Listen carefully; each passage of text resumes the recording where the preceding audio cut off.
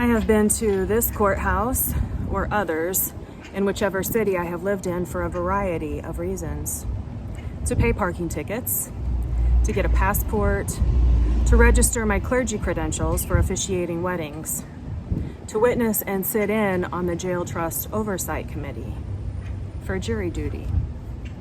Jury duty has been the most time-consuming of all my courthouse experiences. The case for which I was selected lasted over 2 weeks. I usually change the channel whenever Judge Judy or Judge Mathis come on. Watching programs like that makes me very uncomfortable. The accusations, the back and forth bickering, the breakdown in relationships filmed in front of a live studio audience. Trial and court can turn the most pressing and stressful situation of a person's life into spectacle and sport. Everyone weighs in privately, even those of us sitting at home viewing it on TV. We take in the evidence and come to our own judgments and conclusions.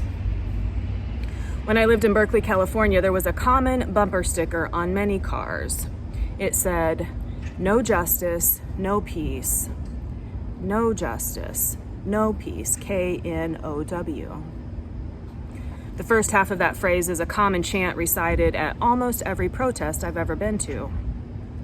Because protests are usually about a lack of justice.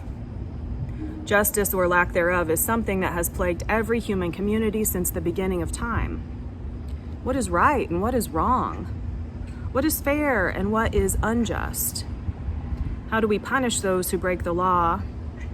And do we give reparations to those who suffer innocently? Will a person defend themselves, or will someone else speak on their behalf? Who is to judge and decide the outcome? Even the ancient Israelites lived through a period in which they were led not by patriarchs or monarchy, but by a succession of persons who judged between them, such as Deborah and Gideon. In the book of Job, no one has lodged a personal complaint against Job.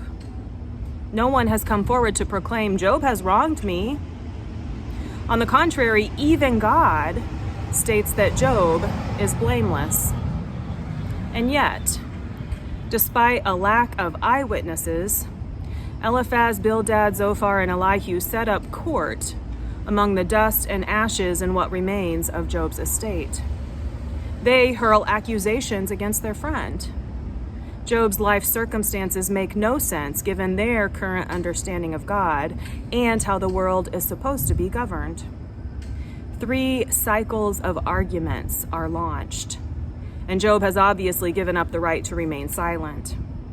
We wonder if his words will be used against him in God's court of law. Over the years, Job has been referred to as the patron saint of religious rebellion. The rebel who accuses God of injustice and lives to tell the tale. One in solidarity with those who desire death.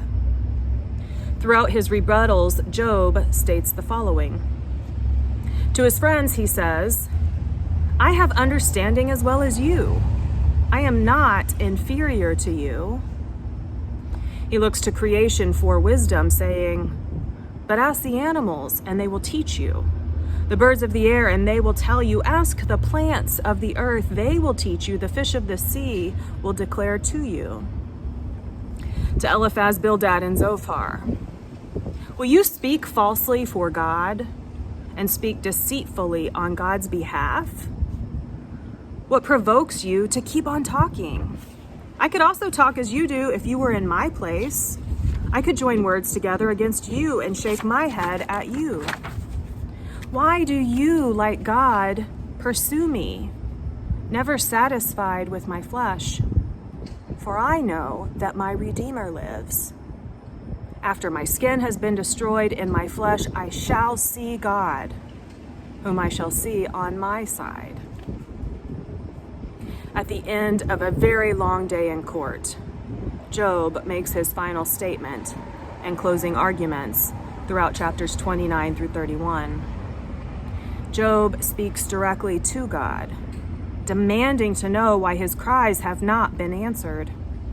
He goes through a recitation of sins which would warrant the punishment for which he has endured from Job 31.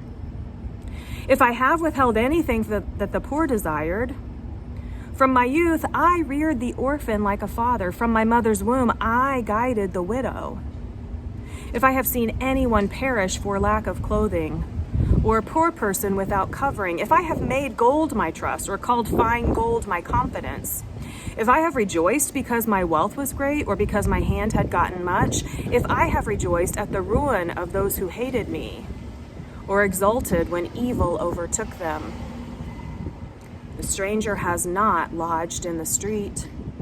I have opened my doors to the traveler. If my land has cried out against me and its furrows have wept together, if I have eaten its yield without payment and caused the death of its owners. But no, Job has not lied, committed adultery, injustice, greed, lack of compassion, violence, idolatry, or malice. He has been blameless and upright, and none of his sufferings can be labeled as punishment for sin. The last verse of Job chapter 30 concludes. The words of Job are ended. He rests his case. It is the witness of Job and many others throughout the Bible that God hears, God sees, and God will respond. Next week, we will hear God's answer to Job out of the whirlwind.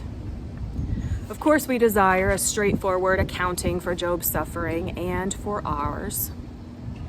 But surprise, surprise, this is not what the book of Job will hand over. Why do undeserved bad things happen?